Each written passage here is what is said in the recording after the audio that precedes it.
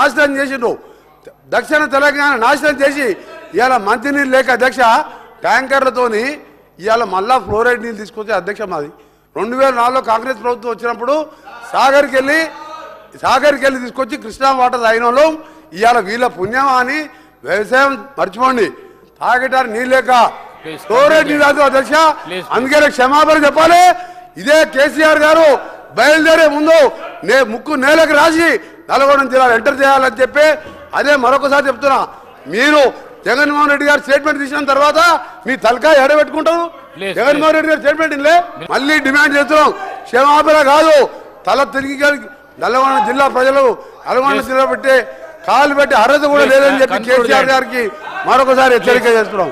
కోమటిరెడ్డి వెంకటరెడ్డి గారు మాట్లాడినటువంటి వ్యాఖ్యలు ఆయన విత్డ్రా చేసుకోవాలి, బేషరతుగా క్షమాపణ చెప్పాలి, లేదంటే మీరైనా దాన్ని సభ యొక్క రికార్డుల నుంచి తొలగించాలి.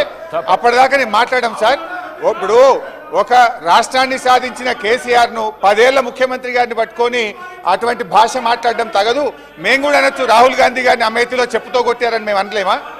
So let him withdraw the word then I will speak. లేదా మీరైనా తొలగించండి.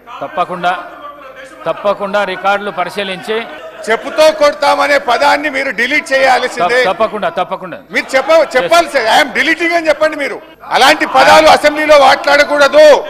I'm deleting.